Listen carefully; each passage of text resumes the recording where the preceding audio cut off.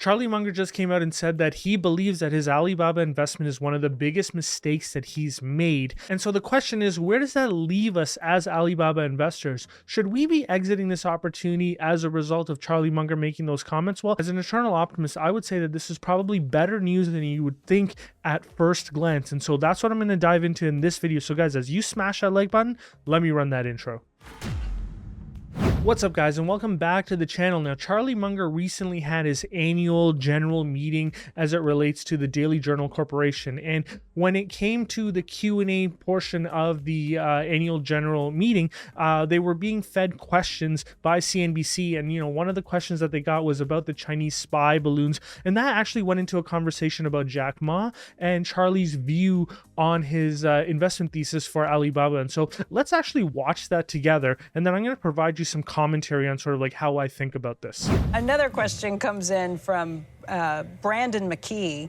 He's also asking about some of the situations with Alibaba. He said, how should investors view geopolitical events in regards to their investment in foreign countries? How do you look at the situation of the recent Chinese spy balloon in regards to the Alibaba investment? Well, of course, it was a very interesting thing. Jack Ma was a dominant capitalist in Alibaba. And one day he got up and made a public speech where he basically said the Communist Party is full of malarkey. They don't know their ass from their elbow. They're no damn good, and I'm smart. And of course, the Communist Party didn't particularly like his speech. And pretty soon he just sort of disappeared from view for months on end. And now he's out of BYD. It was pretty stupid. It's like poking a bear in the nose with a sharp stick. It's not smart. And Jack Ma got way out of line by popping off the way he did to the Chinese government. And of course it hurt Alibaba. And I regard Alibaba as one of the worst mistakes I ever made. In thinking about Alibaba, I got charmed with the idea of their position on the Chinese internet. I didn't stop to realize they're still a goddamn retailer. It's going to be a competitive business, the internet. It's not going to be a cakewalk for everybody. And I'll pause it there, and I'll just point out, guys, that a lot of the media and the newspapers are pointing out to that one comment that he made, but there was actually another question that was posed where he actually brought up Alibaba once again. And so I'm going to show you guys that clip, and then I'll provide my commentary thereafter. Chris Freed writes in from Philadelphia and says, you've said previously that you should destroy at least one good idea that you have each year. What good idea did you destroy in 2022, and anything in 2023 so far? Well, the idea that I destroyed, it wasn't a good idea, it was a bad idea.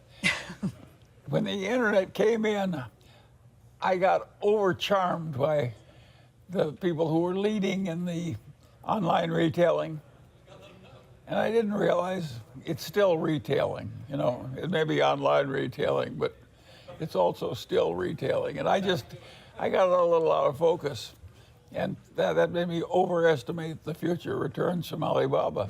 And so the first word that comes to my head when I hear Charlie Munger say that Alibaba is regarded as a mistake for him is a little bit of vindication. And so you guys might be wondering, why does Tay feel vindicated that Charlie Munger believes that that's a mistake for him if Tay is also invested in Alibaba? Well, the reason why I feel a little bit of vindication is because for the last 2 years, I've been coming out on this channel and kindly at least stating all of the risks as it relates to investing in China.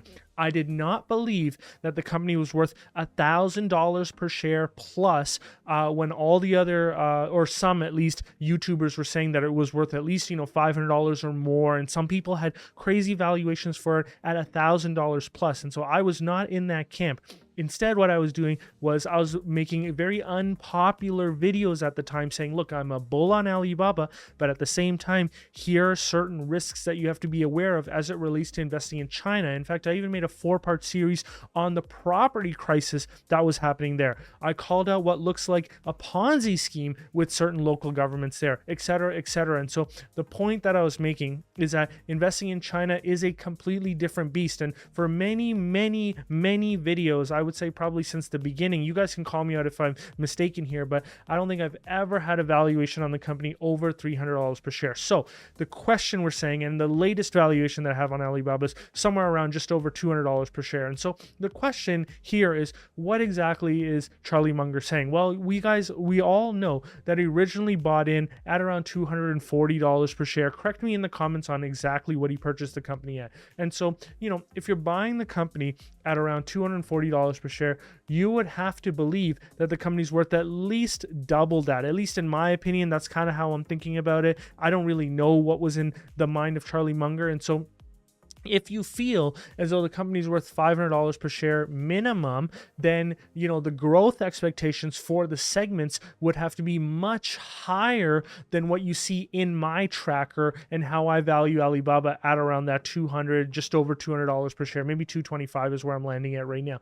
And so, at $240 per share, it doesn't make sense of an investment opportunity. However, when we saw it go down to $70 per share and a lot of us were doubling down, you guys saw me double down as well using a cash secured put with a net purchase price of $70 per share.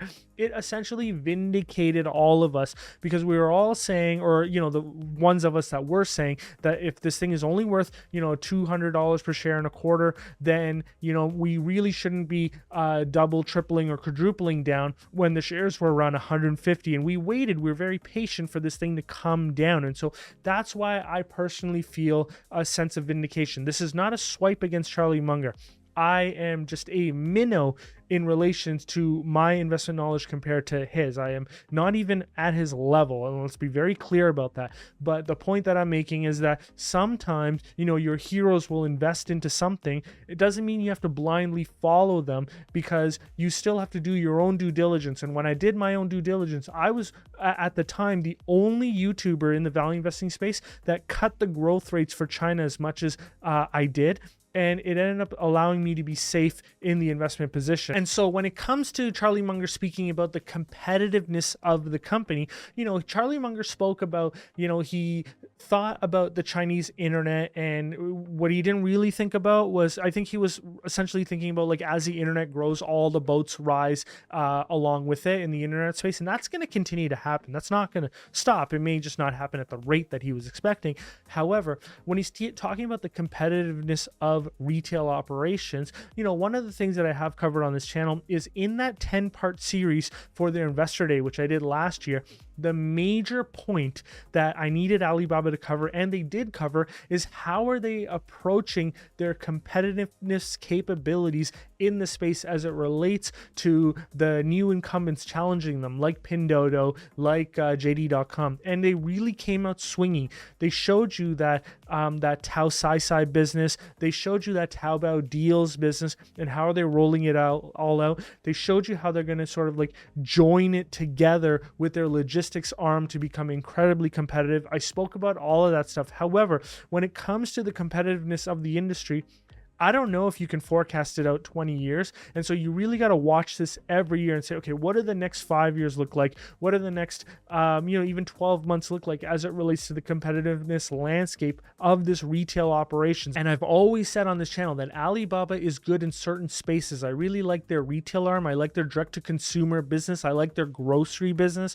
I like their cloud business. But there's certain areas where they're not that great on. For example, their delivery business with Ali.me, it has lost ground to other competitors like Meituan, right? They also have an international business that recently has started winning, but previously they have been losing out to other competitors. And so, the point here is that it's not a cakewalk. There are challenges, but in terms of a competitiveness position, I still think Alibaba remains competitive. I still think it remains a good investment at, sub $100 per share, which is where it's currently trading at. And so, I look at this as a good news story because I never really understood what Charlie saw. If you're buying this at 240 and you believe that it's probably worth double. Now, he never said that. I'm just assuming that that is the case because they tend to buy at significant margins of safety.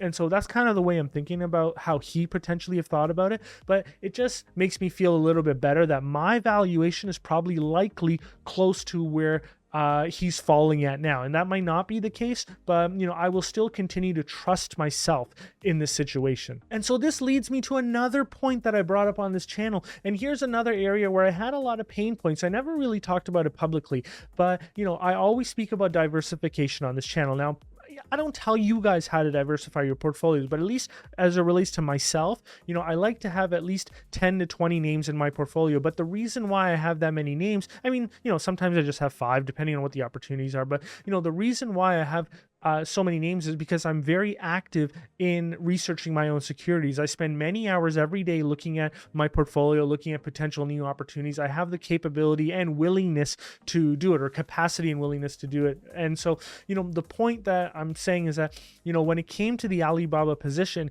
Charlie went in pretty heavy, at least in the portfolio that he was managing with respect to the Daily Journal Corporation. A lot of people on this channel or people commenting said that, we're all in on Alibaba. And I urged everyone to consider diversification. Alibaba has never been more than 10% of my portfolio, or it might have been just a little bit more than 10% at a certain time, but I brought it down as I learned more and more about the risks of investing in China. And, the pain point to me with Charlie Munger's Alibaba investment is that he went so heavy, and I just didn't see it being one of those types of investments that seemed obvious or inevitable.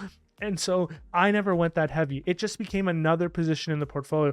And I've said already that Alibaba is no longer the largest position in my portfolio. As more capital comes into the portfolio and I redeploy it, I did double down on Alibaba, but I also invested in other areas which actually have ended up doing very well. For example, like the housing, other retail, luxury retail, even with Canada Goose, etc. And so, the point that I'm making is that Alibaba is one position, but I really focused on diversification because I didn't want to go all in on that opportunity. And I've been, just saying it over and over again on this channel. And so once again, I feel vindicated because, Charlie Munger is now saying that it's not an exceptional position.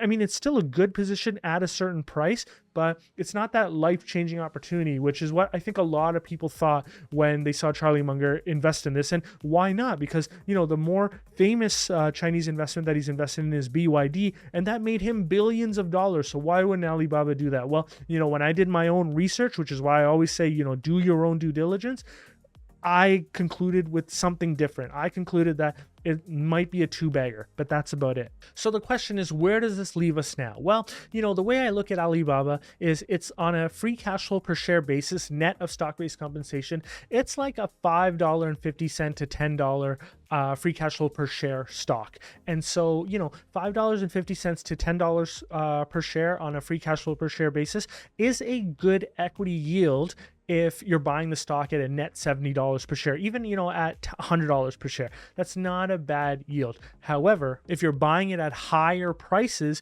you might fall into a problem. Now, just based on where the current share price is, you're not going to be able to buy it for higher prices. So you're probably okay. This is not investment advice. It never is. But the point I'm making is, where does this leave me with respect to my positions? Well, I hold equity positions, which I'm not selling. I've brought the basis down by moving it from just like my regular portfolio into sort of like a tax protected portfolio. So I got a tax write-off for it, which essentially, effectively brought down the purchase price. And then, the other thing that I did was I doubled down with a cash secured put, which I do believe will eventually not exercise in the money. And so, I'll just get to keep that premium. And of course, that premium just brings down the cost basis of the previous investment. And then, I'm hoping that Alibaba stays low for longer because I'm just going to continue to write CSPs with a net $70 per share level. Now, why am I targeting that amount? Well, you guys already know, and I've talked about it on this channel, if the company's making around, $5 to $10 per share, they have $40 per share of excess capital. Think about how life-changing the potential opportunity is if you're purchasing the company for a net $30 per share and they're making $5 to $10 per share. You see what I'm saying on like how high that equity yield really is when you sort of like dissect the numbers. And so that's why I'm not saying that it's a superstar type of opportunity because they're still diluting you with the stock-based compensation. I do net that out in my evaluation, but the point that I'm making is that it's still not a bad opportunity. And so where where it leaves me is I'm just going to continue to execute the way that I have executed. At the end of this video, what I'm going to do is I'm going to link that double down video to show you exactly sort of like how I'm thinking about it. And I'm very excited that, you know, despite these comments made by Charlie Munger, that analysis still holds very strong. And I'm very proud of myself for doing that. So just taking a step backwards a little bit, you know, you guys have asked me, you know, how do I maintain a level of humility on this channel, even when I was right? Like, we got a lot of W's in 2022 when the market was going down, but, you know, how do I sort of like maintain that level of humility? And, you know, the reason is because we can always make mistakes. And so here you have this, you know, absolute genius, juggernaut, you know, vice chairman of Berkshire Hathaway coming out and saying that he made a mistake. He got caught up in the hype. And, you know, I always say we can all be caught up in the hype. You know, one name that I talked about earlier this year was a company by the name of Boot Barn. Now, I really believe that Boot Barn will hit their growth estimates that management has provided to you. But when I valued out Boot Barn, I actually took, I think it was 75% of what management is expecting to get to. Same with Canada Goose. Canada Goose came out with really lofty expectations, and management is targeting those growth expectations, but I'm not as an investor. And so I actually tapered that down considerably as well. I think I took it to around like half of what management is expecting. And the reason why I did that is because I don't want to get caught up in the hype, because I can always be wrong. And so it's very good actually for all of us to see that Charlie Munger came out very heavy on investment and then said, listen, I don't regard it as a win. I think it's more of a mistake. And so it tells us to be humble, to show a level of humility. Even if we did really good investment, even if we made a lot of money, we could lose parts of that money on, you know, subsequent investments that don't go our way. And so, you know, this is why, you know, investing is such a humbling game. Just because you've had a lifetime of wins, all it takes is one major L and you could lose a substantial amount of your portfolio. And so this is why we say, you know, be very conservative in the way that you value companies and focus on diversification. I don't mind losing on a position, which is only 5% of my portfolio. And I don't believe that I have personally seen anything yet in this particular market where, you know, it requires, you know, 40 or 50% of my portfolio. I just haven't seen those opportunities yet. Alibaba was not one of those, and I'm glad. And once again, I feel vindicated that Charlie Munger also feels that way. Now, that's not a spite against Charlie Munger in any way. I am humbled to even be able to learn from a guy like that. But I'm just saying that my investment analysis in this particular situation suggested that I don't go all in on this name. And so that's why I kept it to a you know, a small portion of my overall portfolio, and I feel happy that I did that. Now, the last question you guys might be asking is, does it look like Charlie Munger is going to be selling his Alibaba investment? I actually don't think so, because Charlie Munger also talked about the valuations in China. He believes that the valuations are really low. Ideally, he'd like to invest in American companies, same with myself, but, you know, investing in Chinese companies does provide you with a lot more company per dollar that you're paying. And so that's another reason why I like investing in Alibaba, at least. But, you know, the point that I think a lot of people are going after is he going to sell his Alibaba position? I don't think he is. I think he's going to hold on to it. And if the share price actually comes lower, like, you know, $50 or lower, I actually think Charlie Munger, you could see him doubling down on the opportunity. Let's see if that plays out. But, you know, I don't know. You know, you could see Charlie Munger selling the position later on down the line and just taking the L. I don't think he does.